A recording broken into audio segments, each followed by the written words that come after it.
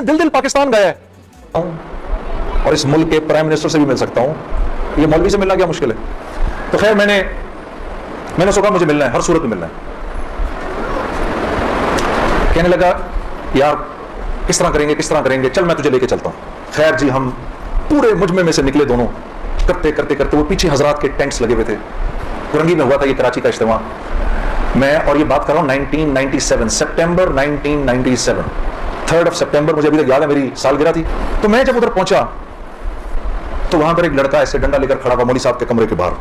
तो मुझे देखकर वो मुस्कुराने लगा, जुनैद भाई आप इधर क्या कर रहे हैं। अब मुझे 3 दिन तो गुजर गए थे। मैंने कहा क्यों भाई, मैं क्यों नहीं आ सकता इधर, तू बड़ा मुसलमान है मेरे से।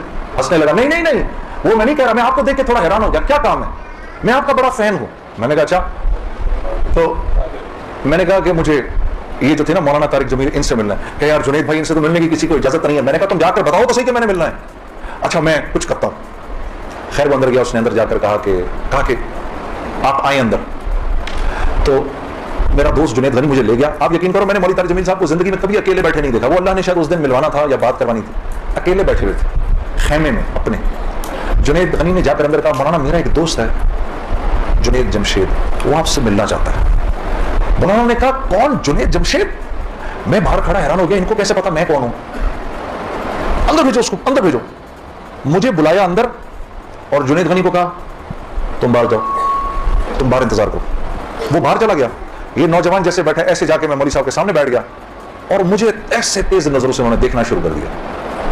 मैंने कहा मुझे ऐसे क्यों देख रहे हैं।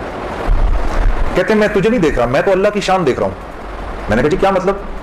कहा तेरे बड़े बड़े बोर्ड लगे हैं फैसलाबाद के अंदर, बड़े बड़े बोर्ड लगे हैं। मैं अक्सर इन बोर्ड्स को देखकर कहता था, मुझे बाद में मौलाना ने बताया, मैं इनको बोर्ड्स को देखकर कहता था हर एक को हिदायत मिल सकती है, इसको नहीं मिल सकती। हाँ आज मैं जब इधर एयरपोर्ट आ रहा था